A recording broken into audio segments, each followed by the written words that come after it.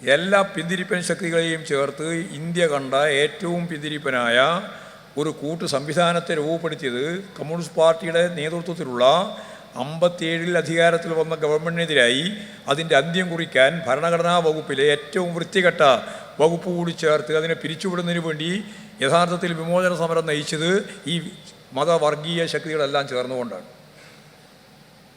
ഇപ്പോഴും തുടങ്ങിയതല്ല ഇത്. ഞങ്ങളുടെ പാർട്ടി സംസ്ഥാന കമ്മിറ്റി പറഞ്ഞൊരു മഴവിൽ സഖ്യം അന്ന് അതിൻ്റെ പുതിയ രൂപമാണ് ഇപ്പോഴിവിടെ. അതിലൊന്ന് ഹിന്ദു വർഗീയവാദികൾ ഉൾപ്പെടെയുള്ള വർഗീയ ശക്തികളെല്ലാം ഒരു ഭാഗത്തും, മറുഭാഗത്ത് ജമാഅത്ത് ഇസ്ലാമിയും അതുപോലെ തന്നെ SDPIയും ഉൾപ്പെടെ ചേർന്ന് മുസ്ലിം ലീഗ് എന്ന് പറയുന്ന മതനിരപേക്ഷ ഉള്ളടക്കത്തോട് പ്രവർത്തിക്കുന്നുവെന്ന് അവകാശപ്പെടുന്ന പാർട്ടിയുടെ അനുയായികളെ ഉൾപ്പെടെ നയിക്കുന്നത് ജമാഅത്ത് ഇസ്ലാമിൻ്റെയും SDPയുടെയും നേതൃത്വത്തിലുള്ള ആളുകളായി മാറുന്ന ഒരു പുതിയ ചിത്രം. മുസ്ലിം ലീഗിൻ്റെ അണികളെ ആ തരത്തിലേക്ക് മാറ്റി വർഗീയവൽക്കരിക്കാനുള്ള ശ്രമം. അത് ഞങ്ങൾ കൃത്യമായിട്ട് പറഞ്ഞു. കഴിഞ്ഞ പാർലമെൻറ്റ് തെരഞ്ഞെടുപ്പിൻ്റെ ഭാഗമായിട്ട് കേരളത്തിൽ ഒരറ്റം മുതൽ മറ്റൊരറ്റം വരെ ഒരു സ്ഥാനാർത്ഥിയെയും നിർത്താതെ ഇടതുപക്ഷ ജനാധിപത്യ മുന്നണിയെ പരാജയപ്പെടുത്താൻ വേണ്ടി മുസ്ലിം ലീഗിൻ്റെയും കോൺഗ്രസിൻ്റെയും ഗുണഭോക്താവ് കോൺഗ്രസ്സാണ് പ്രധാനമായിട്ട്. മുസ്ലിം ലീഗിനെ ഉപയോഗപ്പെടുത്തിക്കൊണ്ട് മുസ്ലിം ഏകീകരണത്തിന് വേണ്ടി SDPIയും ജമാഅത്ത് ഇസ്ലാം ഉൾപ്പെടെ ചേർന്ന് അതിശക്തിയായ ഒരു വർഗീയ കൂട്ടുകെട്ട് ഈ കേരളത്തിൽ രൂപപ്പെടുത്തിയതിൻ്റെ ഭാഗമായിട്ടാണ് കാസർഗോഡ് മുതൽ ഇങ്ങോട്ട് ഈ മുസ്ലിം കേന്ദ്രീകൃത മേഖലയിലെല്ലാം 1,00,000-ലധികം വോട്ടിന് ഇടതുപക്ഷ ജനാധിപത്യ മുന്നണിക്ക് തോൽക്കേണ്ടി വന്നത്. വെറുതെയല്ല, ലീഗിൻ്റെ വോട്ട് കൊണ്ടൊന്നുമല്ല, കോൺഗ്രസിൻ്റെ വോട്ട് കൊണ്ടൊന്നുമല്ല. 7 നിയോജക മണ്ഡലങ്ങൾ ചേരുന്നതാണ് ഒരു പാർലമെൻറ്റ് മണ്ഡലം. അവിടെ SDPIക്കും അതുപോലെ തന്നെ ജമാഅത്ത് ഇസ്ലാമിനും 10,000-5,000 വോട്ടുണ്ട്. ശരാശരി 15,000 വോട്ട് കാസർഗോഡ് മണ്ഡലം മുതൽ കണ്ണൂർ മണ്ഡലം, അതുപോലെ തന്നെ തിരിച്ചു വരുമ്പോൾ കോഴിക്കോട് ഉൾപ്പെടെയുള്ള മണ്ഡലങ്ങളിൽ ഒരാളെയും സ്ഥാനാർത്ഥിയായി നിർത്തിയിട്ടില്ല. അവരെല്ലാം ഈ പറയുന്ന ജമാഅത്തെ ഇസ്ലാമിയും SDPIയും ലീഗും കോൺഗ്രസും എല്ലാം ചേർന്ന് ഉണ്ടാക്കിയ മുന്നണിയുടെ ഭാഗമായിട്ട് ഓരോ നിയോജക മണ്ഡലത്തിലും ഞാൻ നേരത്തെ പറഞ്ഞ പോലെ ഒരു 10,000-15,000 വോട്ട് ഇവർക്ക് UDFൻ്റെ പുറത്തുനിന്ന് ലഭിച്ചതിൻ്റെ ഭാഗമായിട്ടാണ് രാജ്മോഹൻ ഉണ്ണിത്താൻ ഉൾപ്പെടെ അവിടെ 1,00,000 വോട്ട് ജയിച്ചത് നിങ്ങൾ മനസ്സിലാക്കണം. അതെല്ലാം UDFൻ്റെ കെയർ ഓഫിലാണെന്ന് പറയുന്നതിൽ യാതൊരു കാര്യമില്ല. നിങ്ങൾ അങ്ങനെയാണ് ജയിച്ചത്. പക്ഷെ അതിന് ദൂരവ്യാപകമായ ഫലമുളവാക്കാൻ കഴിയും. രാഷ്ട്രീയത്തിൽ വർഗീയതയെ പ്രോത്സാഹിപ്പിച്ച്, അത് ന്യൂനപക്ഷ വർഗീയതയെ പ്രോത്സാഹിപ്പിച്ച് കോൺഗ്രസിൻ്റെ തന്നെ പ്രധാനപ്പെട്ട ഒരു ഭാഗം ഹിന്ദുത്വ മുദ്രാവാക്യങ്ങളോട് മൃദു സമീപനം സ്വീകരിക്കുന്നു എന്നുള്ളതാണ്. അപ്പോൾ മൃദു ഹിന്ദുത്വ സമീപനം വേറൊരു ഭാഗത്ത്, തികച്ചും വർഗീയമായ ജമാഅത്ത് ഇസ്ലാമിനെയും SDPIയും ഉപയോഗിച്ചുകൊണ്ടുള്ള സമീപനം വേറൊരു ഭാഗത്തു. ഇത് രണ്ടും ചേർന്നുകൊണ്ടാണ് ഏറ്റവും അവസാനത്തെ പാലക്കാട് ഉപതെരഞ്ഞെടുപ്പ് നിങ്ങൾ കൈകാര്യം ചെയ്തത്. അങ്ങനെയാണ് AK ആന്റണി തന്നെ പറഞ്ഞല്ലോ, ഞങ്ങൾക്ക് വലിയ ഭൂരിപക്ഷം. നിങ്ങൾക്ക് എവിടെ നിന്നാണ് ഈ ഭൂരിപക്ഷം കിട്ടിയേ? നിങ്ങളുടെ ഭൂരിപക്ഷം മുമ്പത്തെ പോലെ തന്നെ 3-4,000 ഉള്ളൂ.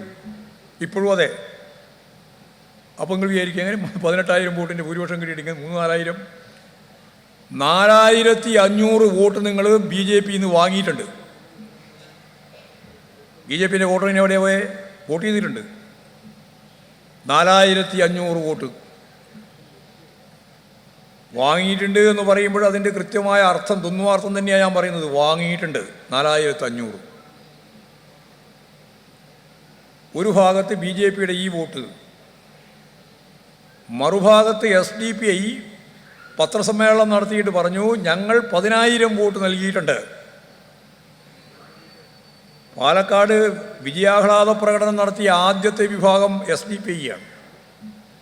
വിക്ടോറിയ കോളേജിൻ്റെ മുമ്പിൽ നിന്ന് വോട്ട് എണ്ണിക്കൊണ്ടിരിക്കുമ്പോൾ അവിടെ SDPI പ്രകടനം ആരംഭിച്ചു.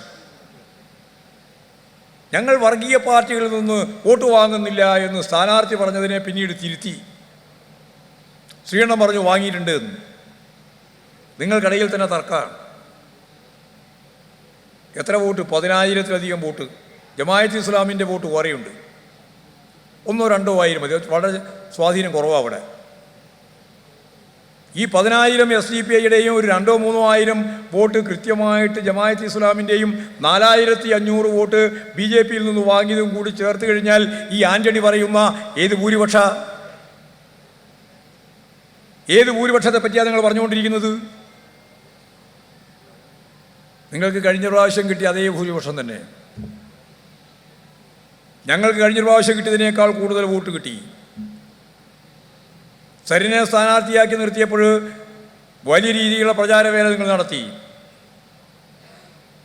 ഞാൻ ആ കൺവെൻഷൻ ഉദ്ഘാടനം ചെയ്യുന്ന യോഗത്തിൽ സരിനെ ഇരുത്തിയിട്ട് തന്നെ പറഞ്ഞു, സരീൻ കഴിഞ്ഞ 8 വർഷക്കാലം കോൺഗ്രസിൻ്റെ വക്താവാണ്.